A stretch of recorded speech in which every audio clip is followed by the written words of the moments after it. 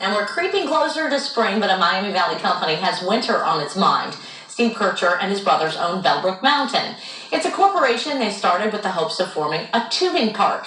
They already have property on Main Street and the layout for the facility, but they don't have a place for parking, and they need the city's help with that.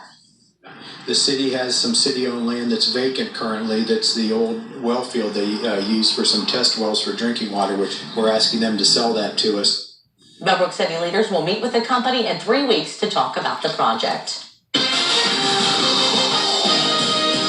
Good morning, 5:15, now 30 degrees, and hopefully we'll have a nice day today. Yeah, I would like that as well. It would be nice to see the sun yet again. It was beautiful yesterday. It sure was. Let's check in with Storm Center 7 meteorologist Kiriste Zontini. Good morning. Yeah, speaking of spring, we've actually gotten quite a few photos in the Miami Valley over the past few weeks of flowers beginning to bloom, really making people think and maybe wish for those warmer temperatures. So this week we've been pretty lucky. The first few days of March honestly have been warmer than normal. But when it comes to the bloom that occurs in spring, whether it is trees or other plants and flowers, it does come at a bit of a price for us.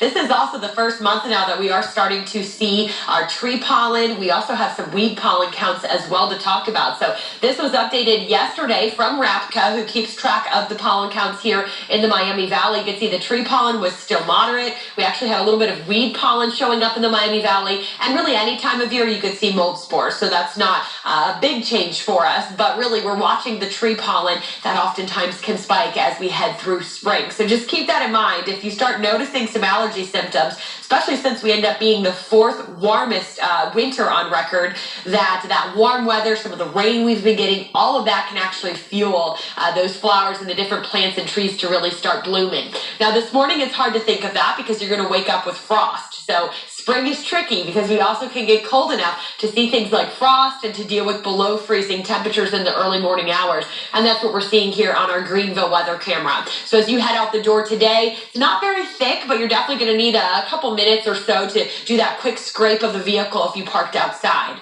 We're at 25 degrees in Troy, 27 in Belle Fountain, 31 degrees now in Springboro. For the kids today, they have to dress for 2 seasons. It's going to be cold enough this morning for a jacket, but this afternoon, sunglasses, jeans, and maybe just a sweatshirt. If they put a long sleeve shirt on, they will be comfortable because we're going to end up getting back into the 50s again for the day today. The big picture does show there is clouds off to our southwest, but they're going to stay down there for a while, so we do get a decent amount of sunshine again today.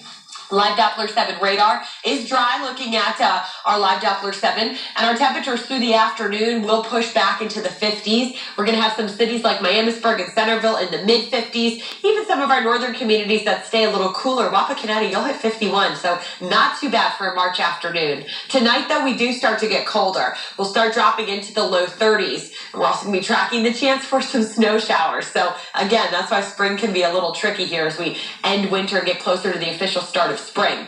Looking at Futurecast for today, here's 2 o'clock. We are still sunny.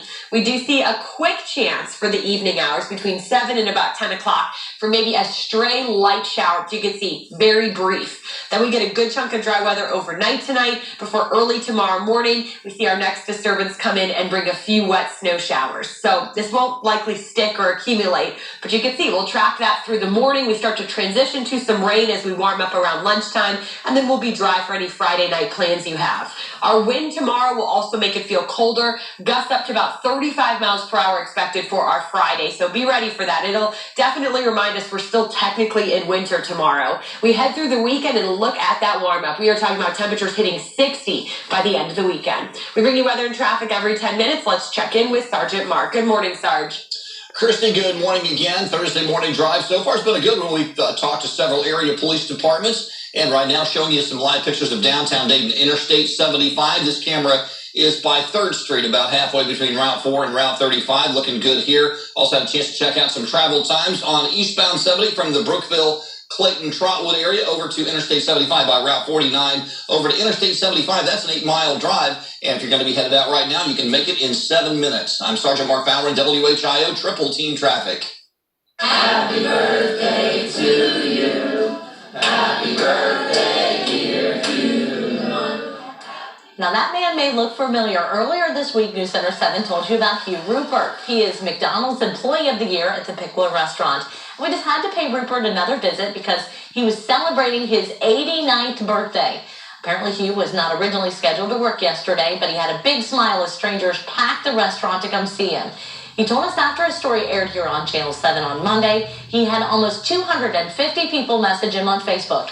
And he says he stayed up until midnight responding to all of them. That there was that many people that saw this on TV, and it was exciting. Hugh said he went on to say he was grateful for what everyone did for him. He also invited WHIO back for his 100th birthday.